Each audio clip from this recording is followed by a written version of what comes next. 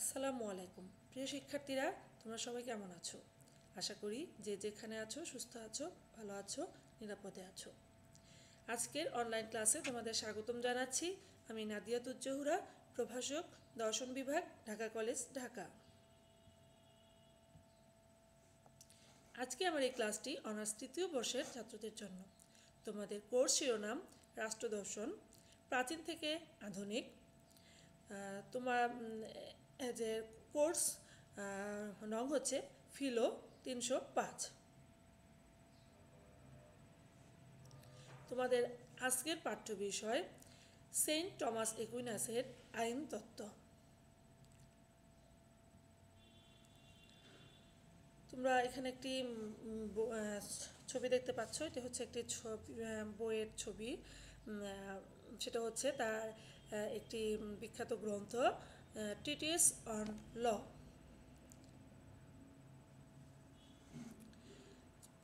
তো Saint Thomas একুইনাসের আইন তত্ত্ব জানার আগে আমরা সেন্ট টমাস একুইনাস সম্পর্কে একটু ধারণা নিব। সেন্ট টমাস একুইনাস ত্রয়োদশ শতাব্দীর তথা সমগ্র মধ্যযুগের রাষ্ট্রচিন্তার ইতিহাসে একজন উল্লেখযোগ্য দার্শনিক ছিলেন। তিনি ছিলেন একজন ধর্মবেত্তা এবং সন্ন্যাসপন্থী যাজক। মধ্যযুগের রাজনৈতিক দর্শনের প্রধান ব্যাখ্যাদাতা ছিলেন তিনি। তার বিভিন্ন মতবাদে মধ্যযুগের তিনটি চিন্তার সূত্র প্রতিফলিত হয়, যথা বিশ্বজনীনতা, পাণ্ডিত্যবাদ এবং এরিস্টলীয় দর্শন। সেন্ট টমাস একুইনাসের জন্ম 1225 খ্রিস্টাব্দে ইটালির সিসিলির অন্তর্গত একুইনো নামক স্থানের কাছাকাছি রোক্কাসেক্কা এর ক্যাসেলের সবচেয়ে সম্ভ্রান্ত পরিবারে তার জন্ম। তার মৃত্যু 1274 খ্রিস্টাব্দের 7 মার্চ ইটালির ল্যাজিওর টেরাসিনার কাছে জোসা নোভায় ওখানে তিনি মারা যান। তার শিক্ষা জীবনের কিছু বিষয়: 5 বছর বয়সে তার পিতামাতা তাকে মন্টি ক্যাসিনোর বেনেডিক্টাইন বিদ্যাপীঠে প্রেরণ করেন। 12 বছর পর্যন্ত তিনি সেখানেই লেখাপড়া করেন।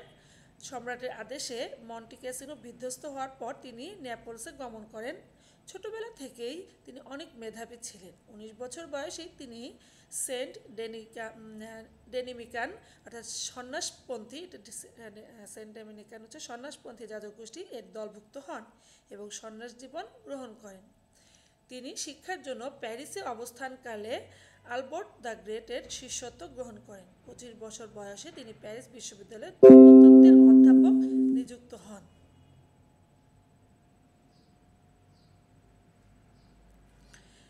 একুইনাসের দর্শনের যে বিষয়গুলো, সেগুলো হচ্ছে তার অধিবিদ্যা, তার যুক্তি, তার ধর্মতত্ত্ব, তিনি মন, জ্ঞানতত্ত্ব, নীতিশাস্ত্র, রাজনীতি, এইসব বিষয় নিয়ে তার দর্শনে প্রতিফলিত হয়েছে।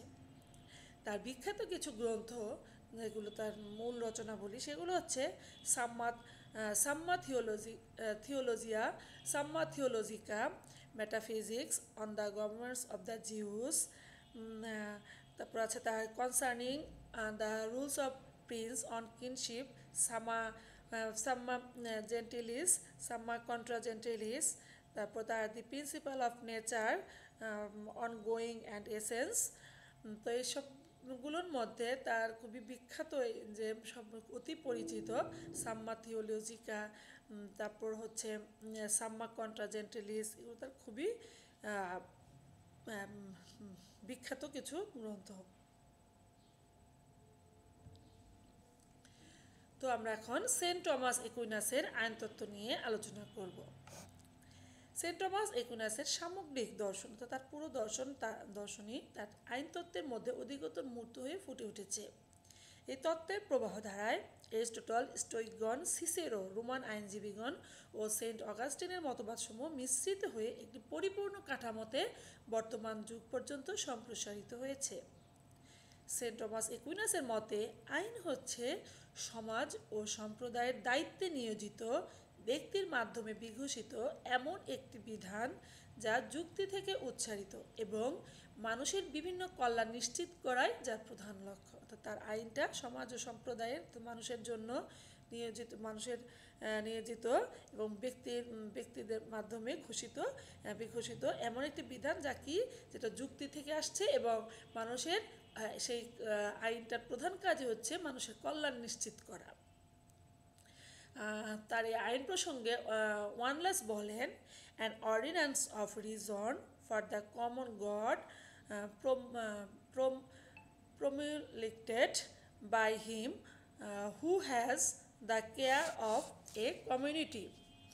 তার এই সংজ্ঞায় আইনের দুটি বৈশিষ্ট্য বিশেষভাবে লক্ষণীয়। প্রথমত, আইন হলো বিবেক বুদ্ধির প্রত্যাদেশ। দ্বিতীয় হচ্ছে আইন হলো ঈশ্বর প্রদত্ত। সেন্ট টমাস একুইনাসের আইন সংক্রান্ত মতবাদে এই দুটি বৈশিষ্ট্যের অপূর্ব সংমিশ্রণ ঘটেছে। এদিক থেকে তার এই মতবাদ গ্রিক এবং রোমান আইনের ধারণা থেকে ব্যাপক এবং পূর্ণাঙ্গ। গ্রিক ধারণা অনুযায়ী আইন শুধু বিবেক বুদ্ধির অভিব্যক্তি। পক্ষান্তরে রোমান ধারণা অনুসারে আইন হয় বিবেক বুদ্ধি, না হয় পরম শক্তির ইচ্ছার অভিব্যক্তি। গ্রিক ধারণা অনুযায়ী এখানে আইনের কথা বলা হয়েছে, গ্রিকরা মনে করেন আইনটা শুধুমাত্র বিবেক বুদ্ধির অভিব্যক্তি, মানে একটু বিবেক বুদ্ধির মাধ্যমে যেটা প্রকাশ পায় সেটাই হচ্ছে আইন। আর রোমান ধারণা অনুসারে আইনটা শুধু বলতেছে যে হয় বিবেক বুদ্ধি, না হয় পরম শক্তির ইচ্ছা অভিব্যক্তি, মানে যে কোনো একটা। আর সেন্ট টমাস একুইনাসের মতে আইন একাধারে বিবেক বুদ্ধি এবং পরম ইচ্ছার সংমিশ্রণ থেকে উদ্ভূত হয়েছে। অর্থাৎ তিনি তার এই আইন তত্ত্বে গ্রিক ধারণা এবং রোমান ধারণা দুটিরই সমন্বয় করেছেন। এভাবে তিনি আইনকে সর্বজনীন, অবিনশ্বর এবং প্রকৃতিগত বলে ব্যাখ্যা করেছেন। তার মতে আইন হলো একটি বিধান যা সমাজ অথবা রাষ্ট্রের পরিচালক বৃন্দ প্রণয়ন করবেন এবং তার যুক্তির উপর প্রতিষ্ঠিত হবে। একুইনাসের আইন হলো যৌক্তিক বিধান, ধর্মীয় বিধান নয়, যা মানুষের অভিন্ন কল্যাণ নিশ্চিত করার জন্য প্রণীত। বস্তুত তিনি আইনকে সমাজের কল্যাণ সাধনের জন্য একটি কৌশল বা পদ্ধতি হিসেবে দেখিয়েছেন। তাহলে তার সেন্ট টমাস একুইনাসের মতে তাহলে তিনি কি বলছেন, যে আইন হলো একটি বিধান যা সমাজ অথবা রাষ্ট্রের পরিচালক বৃন্দ প্রণয়ন করবেন। অর্থাৎ যা আইন এমন একটি বিধান, এমন একটি নিয়ম যা সমাজ অথবা রাষ্ট্রের যারা দায়িত্বে আছেন তারাই প্রণয়ন করবেন এবং অবশ্যই সেটি যুক্তির উপর প্রতিষ্ঠিত হতে হবে। মানে এটি এমন বিধান যা শুধুমাত্র ধর্মীয় বিধান নয়, সেটি একটি যৌক্তিক বিধান হবে এবং অর্থাৎ সেটি যুক্তির উপর প্রতিষ্ঠিত হবে এবং তার আইনের মূল কাজই হচ্ছে কল্যাণ সাধন করা, মানুষের কল্যাণ সাধন করা এবং শুধুই মানে মানুষের কল্যাণ সাধন করা। এবং এই কল্যাণ সাধনের একটা পদ্ধতি হিসেবেই তিনি এই আইনকে দেখিয়েছেন। তাহলে তার এই আইনকে বিশ্লেষণ করলে তিনটি বিষয় দেখা যাচ্ছে। তাহলে কি, একটি হচ্ছে আইন হচ্ছে একটি যৌক্তিক বিধান, এটি নিছক কোনো ধর্মভিত্তিক বিষয় নয়। তাহলে এক নম্বরে তিনি বলেছেন, টমাস একুইনাস বলেছেন আইন হচ্ছে একটা যৌক্তিক বিধান। 2 নম্বর, রাষ্ট্রের পরিচালকবৃন্দ এই আইন প্রণয়ন করবেন। 3 নম্বর, আইনের উদ্দেশ্য হবে জনগণের সার্বিক কল্যাণ নিশ্চিত করা। তাহলে সেন্ট টমাস একুইনাসের আইনের মূল বিষয় তিনটি, খুবই সহজ। একটি হচ্ছে তার আইন হচ্ছে একটা যৌক্তিক বিধান, যেখানে শুধুমাত্র যুক্তি আসবে, যেখানে ধর্মভিত্তিক বিষয় নয়। রাষ্ট্রের যারা পরিচালক, রাষ্ট্র যারা চালাবে তারা এই আইন প্রণয়ন করবে এবং আইনের উদ্দেশ্য, এই যে আইনটা তৈরি হচ্ছে সেই আইনের উদ্দেশ্য কি, জনগণের, অর্থাৎ এই যে সকল জনগণের সার্বিকভাবে সকলের সামগ্রিকভাবে কল্যাণ সাধন করা। এখন আমরা দেখি যে সেন্ট টমাস একুইনাস তার আইনের শ্রেণীবিন্যাস করেছেন কিভাবে। তিনি তার সামা থিওলজিকা গ্রন্থে আইনকে 4টি ভাগে ভাগ করেছেন। 1 নম্বর হচ্ছে শাশ্বত আইন, এটা হচ্ছে ইটারনাল ল, প্রাকৃতিক আইন, ন্যাচারাল ল, ঐশ্বরিক আইন, ডিভাইন ল, মানবিক আইন, হিউম্যান ল। তাহলে সেন্ট টমাস একুইনাসের এই 4টি আইনের মধ্যে প্রথমটি হলো এই যে আমরা দেখতে পাচ্ছি যে 1 নম্বর শাশ্বত আইন। তাহলে কি, সহজ কথায় বলতে গেলে পৃথিবীর সব কিছু যে নির্দিষ্ট আইনের মাধ্যমে চলছে সেটাই হচ্ছে শাশ্বত আইন। তাহলে আমরা তার শাশ্বত আইনের কথা এখন বলছি যে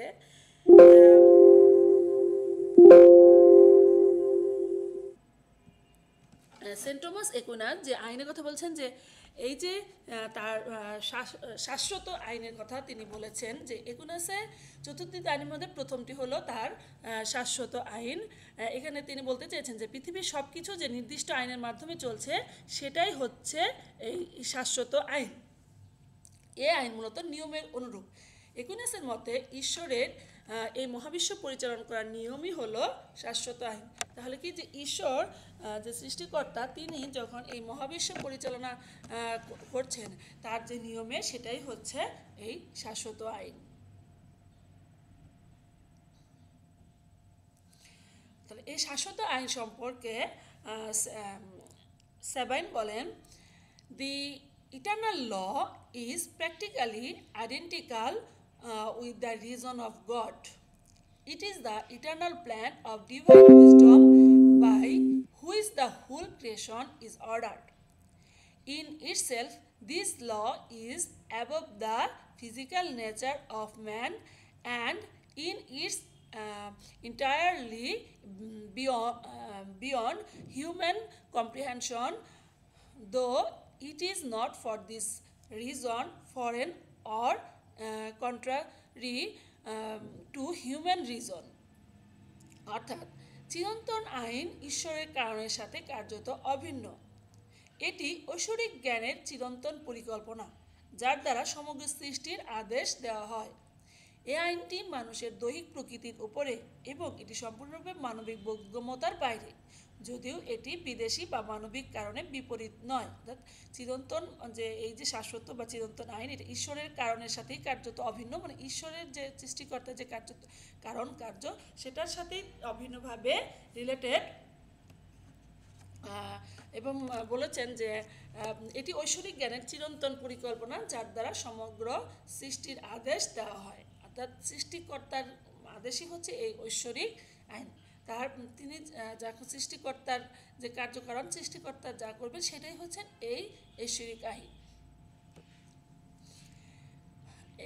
এই আইনের বাইরে কারো অবস্থান নেই এবং এই আইনের বিষয়ে মানুষের কোনো হাত নেই। সৃষ্টিকর্তার আইনের বাইরে কেউ যেতে পারে না এবং এই সৃষ্টিকর্তার আইনের বিষয়ে আমাদের সাধারণ মানুষের কোনো হাত নেই।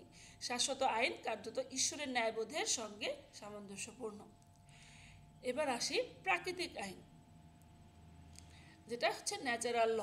পৃথিবীতে মানুষ ও প্রাণীর জীবনযাপন উপযোগী কিছু আইন থাকে যাকে একুইনাস প্রাকৃতিক আইন বলে অভিহিত করেছেন। আমাদের পৃথিবীতে মানুষ ও প্রাণীর জীবনযাপন উপযোগী কিছু আইন আছে, সেটা হচ্ছে প্রাকৃতিক আইন। এই প্রাকৃতিক আইনকে আবার দুই ভাগে ভাগ করা হয়েছে। একটি হচ্ছে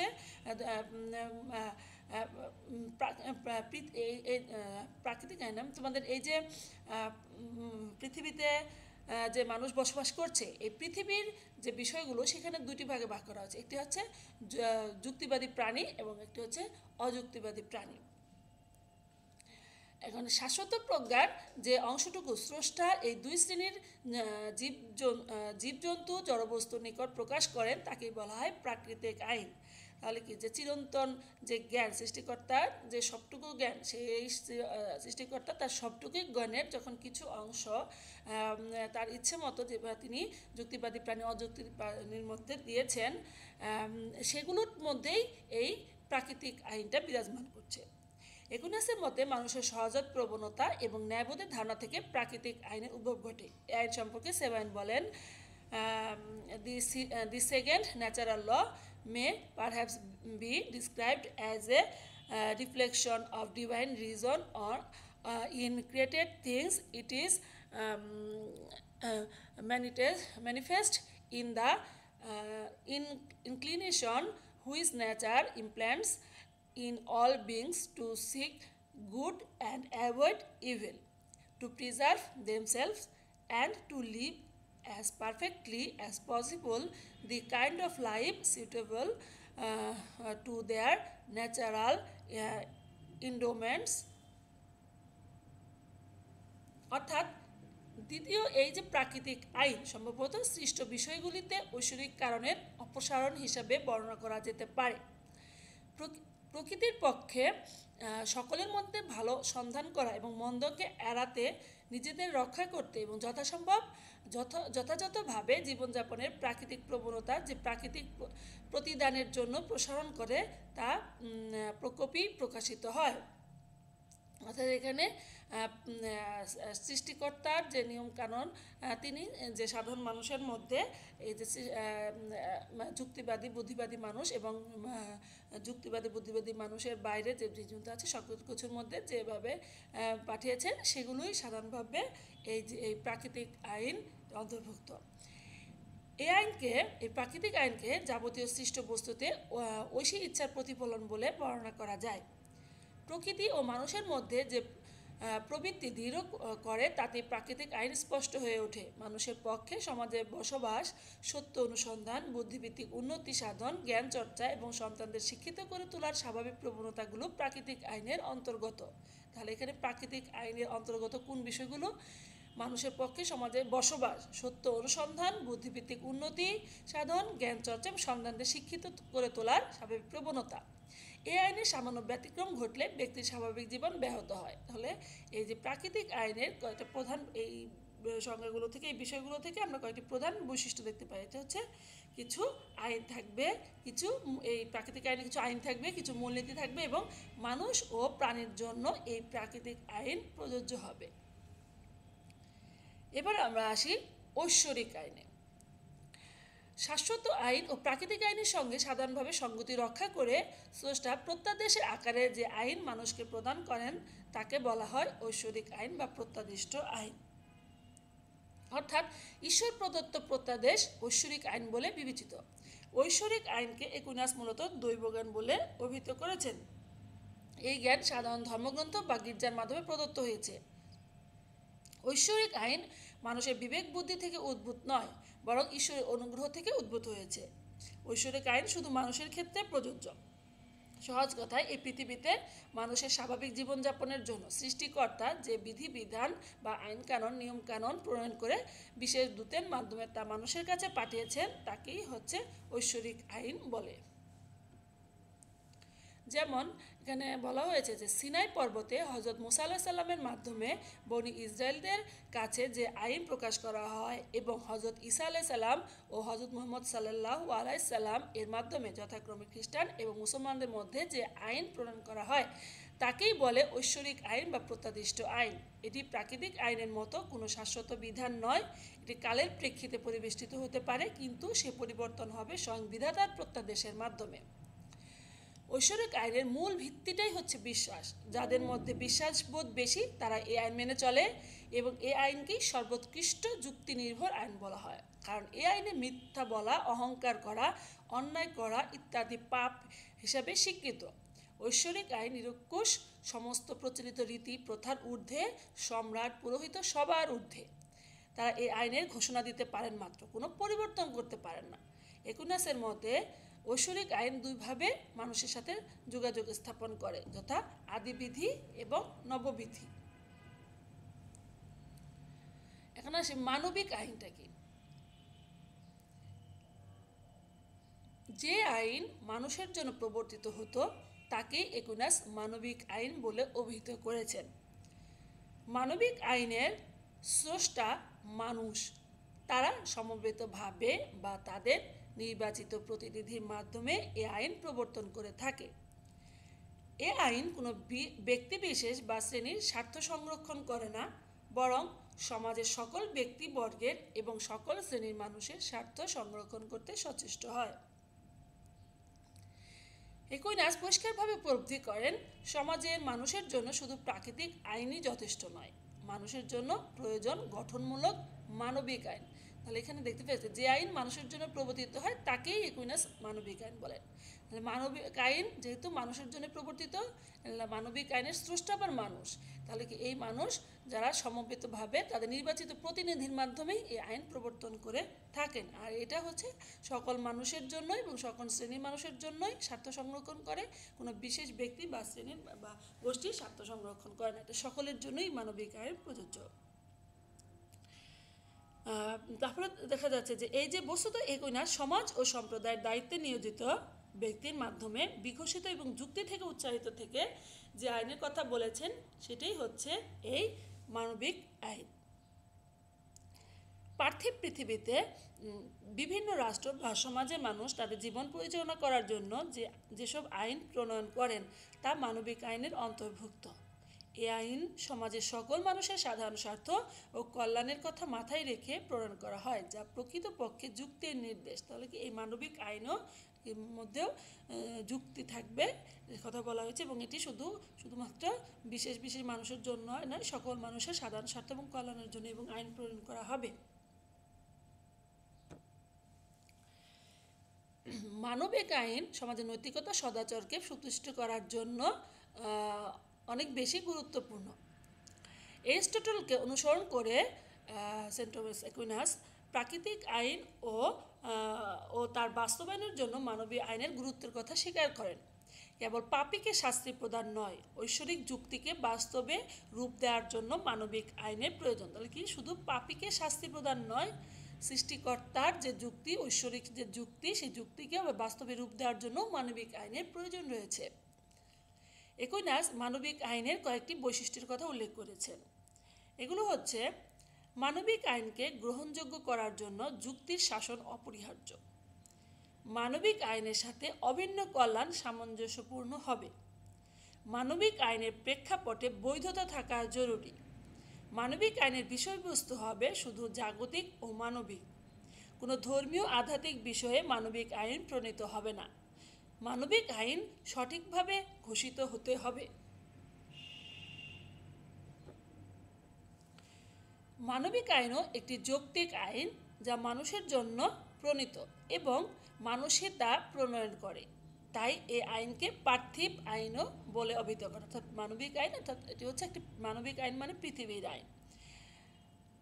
যেমন একজন ব্যক্তি চুরি করলে তার কী ধরনের শাস্তি হবে, কিংবা কেউ খুন করলে তার কী ধরনের শাস্তি হবে, এ ধরনের পরিস্থিতিতে পার্থিব রাষ্ট্রের সদস্যরা সকলে বসে দেশের পরিপ্রেক্ষিতে যে আইন প্রণয়ন করে তাকেই মানবিক আইন বলে।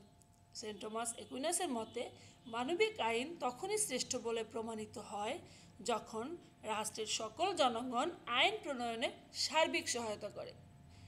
এক্ষেত্রে জনগণ প্রথমে তাদের মধ্যে একটি থেকে যোগ্য প্রতিনিধি নির্বাচন করে এ পর্বে এই নির্বাচিত প্রতিনিধিরা আইন প্রণয়নে প্রত্যক্ষ ভূমিকা পালন করে থাকে।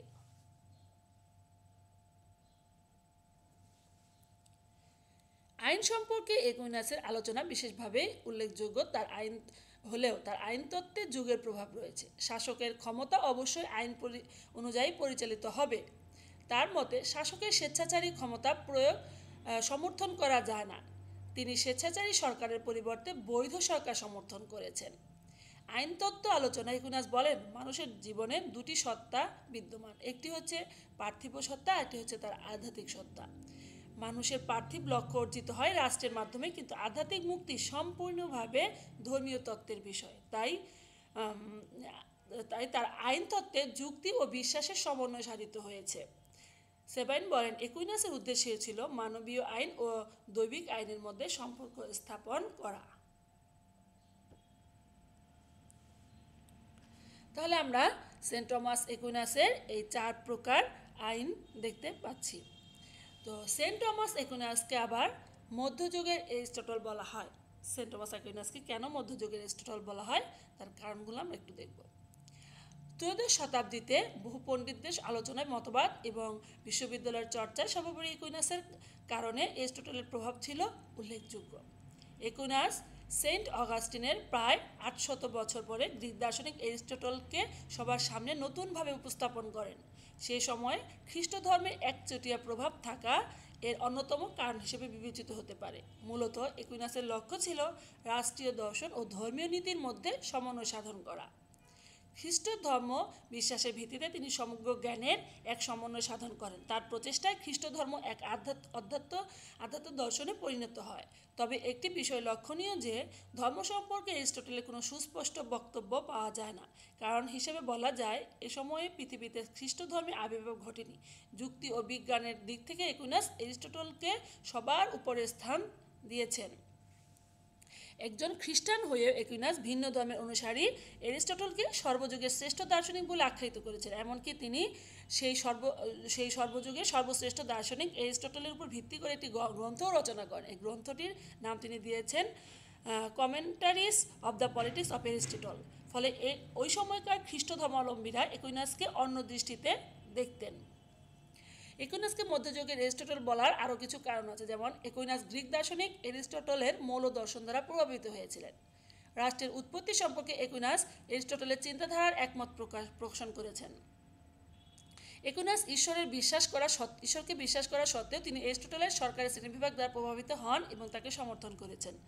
একুইনাস এরিস্টটলের দাসপ্রথাকে জোরালোভাবে সমর্থন করেছেন। এরিস্টটলের দর্শন, বিজ্ঞান ও যুক্তিকে গুরুত্ব প্রদান করেন, কিন্তু একুইনাস এগুলোর সাথে ধর্মতত্ত্বকেও গুরুত্ব প্রদান করেন। একুইনাসের মতে ধর্মতত্ত্বের প্রধান ভিত্তি হচ্ছে বিশ্বাস ও প্রত্যাদেশ। রাষ্ট্র ও ধর্ম এর মধ্যকার সম্পর্কে তারা দুজনে একমত পোষণ করেন। এখানে তারা রাষ্ট্রকে একটি শিক্ষামূলক প্রতিষ্ঠান হিসেবে দেখিয়েছেন। প্রাকৃতিক জগৎ সম্পর্কে এরিস্টটলের মতবাদও একুইনাস গ্রহণ করেছেন। এছাড়াও তিনি প্রাকৃতিক জগতের ঊর্ধ্বে বিধাতার এক স্বর্গীয় জগৎ আছে তার কথা উল্লেখ করেছেন। তাহলে এই আলোচনা থেকেই বলা যায় একুইনাস এরিস্টটলের চিন্তাধারা ও অগাস্টিনের চিন্তাধারার মধ্যে সফল সংমিশ্রণ ঘটিয়েছেন। এরিস্টটলের দর্শন যখন খ্রিস্টান ধর্ম যাজকদের মধ্যে অপবিত্র বলে বিবেচিত হয়েছিল, ঠিক সেই সময়েই একুইনাস এরিস্টটলের দর্শনের সাথে খ্রিস্টীয় দর্শনের সমন্বয় ঘটান। এই দৃষ্টিকোণ থেকে একুইনাস মধ্যযুগের এরিস্টটল হিসেবে খ্যাতি লাভ করেন। এখন আমরা সেন্ট টমাস একুইনাসের জাস্ট আইনতত্ত্বের যে সমালোচনা সেটি আমরা এক কথায় শেষ করব, যেটা হচ্ছে গতিশীল সমাজে শাশ্বত আইন বলে কিছু নেই এবং থাকতে পারে না। মস্কো থেকে প্রকাশিত রাজনৈতিক মতবাদের ইতিহাসের লেখকগণের মতে একুইনাসের আইন বিষয়ক মতবাদে আইনি ও নৈতিক অনুশাসনের মধ্যে কোনো পার্থক্য করা হয়নি। অর্থাৎ মস্কো থেকে প্রকাশিত একটি রাজনৈতিক মতবাদের ইতিহাস এর লেখকগণ সেন্ট টমাস একুইনাসের এই আইনতত্ত্বের সমালোচনা তিনি এভাবে দেন, যে একুইনাসের এই আইন বিষয়ক মতবাদে আইনি ও নৈতিক অনুশাসনের মধ্যে পার্থক্য করা হয়নি, এটি তার একটি মূল সমালোচনা বলে অভিহিত করা হয়েছে। এবং এই গতিশীল সমাজে শাশ্বত আইন বলে কিছু নেই বা থাকতে পারে না তো বলা হয়েছে। তো প্রিয় শিক্ষার্থীরা, সেন্ট টমাস একুইনাসের আইন তত্ত্বটা আমি আশা করি তোমরা বুঝতে পেরেছ। তো আজকে এই পর্যন্তই। তোমরা সুস্থ থেকো, ভালো থেকো, নিরাপদে থেকো। সবাইকে ধন্যবাদ। আল্লাহ হাফেজ।